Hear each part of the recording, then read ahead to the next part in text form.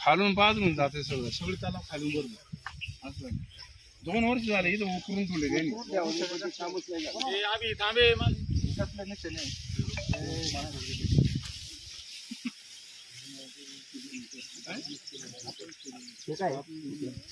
उकारलंय असं नीट कराय म्हणजे दुरुस्ती कराय करता उकारलाय ते अंकन पानं खाली निघून जाते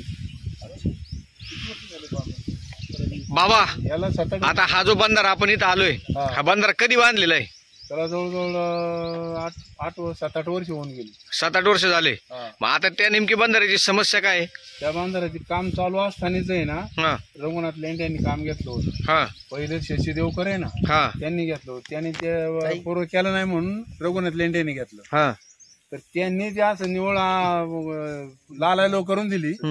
असं हे कॉन्क्रीट आहे ना त्या हाताने उकरत होतं असं वरून पाणी आलेलं अख्खं तसंच जात होतं निघून खाली एवढं लिकेज होतं. पण मग आता त्याच्यात पाणी साठलंय. आता आम्ही सांगतो ना मग आम्ही काय केलं फोटो काढले त्याची क्लिप तयार केली आणि दळवी साहेब कलेक्टर होते का त्यांच्याकडे गेलो त्यांना दाखवलं ते त्यांनी लगेच संबंधित अधिकाऱ्यांना फोन केला. 5 मिनिटाच्या आत तिथं आले ते सर म्हणले हे काय भानगड मला उद्याच्या उद्या रिपोर्ट पाहिजे म्हणले. मग त्यांनी त्या साहेबांना सांगितले हो त्यांनी परत त्या रघुनाथ लेंडेला फोन केला. तो म्हणला मी बिल सोडून देईल पण दुरुस्ती नाही आले. मग त्यांनी त्या फोन केला मग त्यांनी पुन्हा दुरुस्ती केली 1 फुटाची अशी पडदी टाकली पण त्या तिथपर्यंत काढली असं जवळजवळ 10 फूट इकडून 10 फूट तिकडून परत तसंच लिकेज ठेवलं. आता बंधारा लिकेज आहे आता पाणी राहत नाही का त्याच्यात? वरून पाणी चालू नाही बरं आम्ही हे पाईपलाईन आहे इथं आम्ही पट्टी भरून पाणी टाकतो पाटातून लोकसभा निघून जातं खाली लिकेज होऊन. तर आमची विनंती एवढं काम व्हावं असं.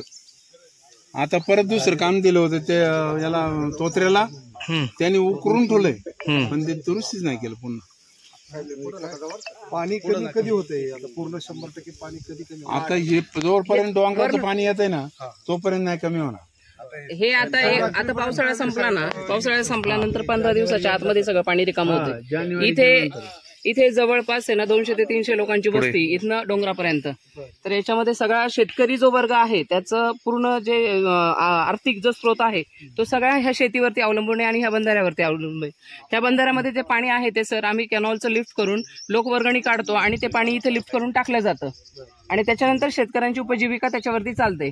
तर हा बंधारा जर याच्यात जर पाणी राहिलं याचं तुम्हाला बॅक हे बराच मोठा आहे. तर ही एक आपण म्हणजे हे जुना झालाय आणि पुढच्या साईडला अजून एक बंधाऱ्याची साईट आहे सर पलीकडच्या साईडला. तर याचा हा जर बंधारा याच्यामध्ये पाणी नाही राहिलं नोव्हेंबर डिसेंबर जानेवारी पर्यंत याचं पाणी अगोदर राहायचं पण आता ते पाणी काय राहत नाहीये. त्यामुळे शेतकऱ्यांना इतक्या अडचणी यायला लागल्यात आणि मागच्या पंचवार्षिकीला याच्यावरती पैसे पडले होते परंतु ते पैसे काही कारणांमुळे आमच्यातल्याच काही कारणांमुळे ते कंप्लीट झालं नाहीये आणि आम्हाला या बंधाऱ्याची खूप गरज आहे. म्हणून आज तुम्ही स्वतः इथं साईटवर आलेत. आम्ही एक शेतकरी म्हणून आमची तुम्ही भूमिका समजून घ्या. चालेल मंजूर झालेलं होतं पूर्वी तुम्ही केलेलं नाही. आम्ही काय केलं साहेब इथल्या इकडच्या लोकांनी तिकडच्या लोकांनी गुंठ्या वाईज आम्ही वर्गणी काढतो आणि ते पाणी पट्टी भरतो इरिगेशनला आणि पाईपलाईन मोटर पाणी उचलून.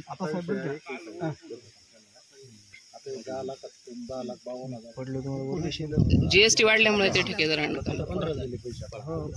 आता हे रद्द करावं लागेल. आता हे केलंय आपण आता रिवाइज मध्ये तुम्ही काय रेट आता चेंज केले फक्त रिवाइज मध्ये काम काय ते अगोदरचे होते तेच धरले त्याच्यामध्ये बीम ते परदी जे लिकेज आहे ते थांबवावं म्हणून हे पण धरलेले. आडव्याला पण हे आहे ना बीम धरलेले आडवीवाली हे जे खचत जाणार नाही धरलेलं इथपर्यंत. बोरकर सरांनी आपल्याला जसं मॅप काढून दाखवलं होतं ना ड्रॉइंग काढून दाखवलं होतं आणि मग त्याला दरवाजे घेऊ म्हटले होते तर त्या पद्धतीने थोडासा बंधारा झाला तर अत्याधुनिक म्हणजे आताच्या प्रमाणे जर झाला तर चांगलं होईल मग त्याचं.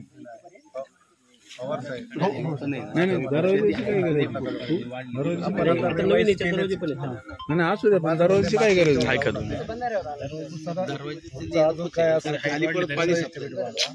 त्यांना मध्ये काही हे पाहिजे ना बंदिस्त डापा पाहिजे नाही गरज नाही, डाबाची गरज नाही. त्यावेळेला नाही फ्लो जाऊन पाणी टिकलं पाहिजे. हाईट वाढली तरी चालेल ना. हाईट वाढीत आहे. एक फुटाची 1.5 फुटाची आहे.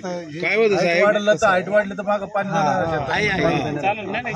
आहे, जागा आहे भरपूर. अहो संमतीपत्र देणार का तुम्ही सगळ्यांची? साईड वॉल ना साईड वॉल आहे ना, साईड वॉल हे मजबूतीकरण झालं पाहिजे. साईड वर घ्या, ती साईड वर घ्या. येस. खोल किती पूर्वीचं आहे अगोदरचे जे हार्ट बंद गेलेले आपल्याला बघ त्यांचं म्हणणं लिखित थांबलं पाहिजे, हे झालं पाहिजे पाणी आणि थोडी हाईट वाढवली पाहिजे. एक फूट वाढवायला वैशाल ताई, हाईट वाढवली ना तर ते पाणी इकडे तुमचं हे स्प्रेड होणार आहे. नाही, बॅकवॉटरला चान्स आहे मग ना. वरचे संमतीपत्र लागतील शेतकऱ्यांचे. आहे ना, आमचे दिलेले आहेत. सगळे वरच आहेत. सगळेच मंडळी तसं काय शेतात नाही कोणाच्या पाण्याचं.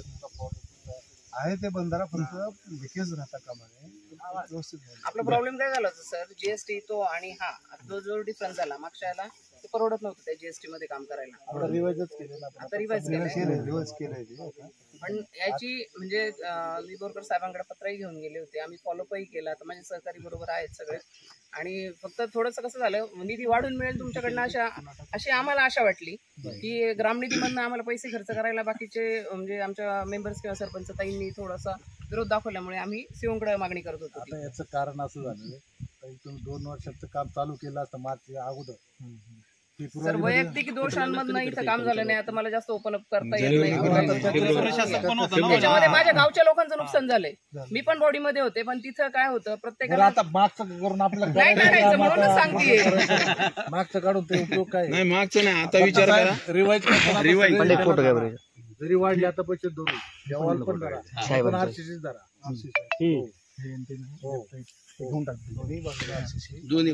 सर, आता खरं तर ग्रामस्थांनी प्रश्न उपस्थित केला. तुम्ही आज खास पाहणी करण्यासाठी या बंधाऱ्याची आलेत. तुम्ही आता पाहणी केली आहे.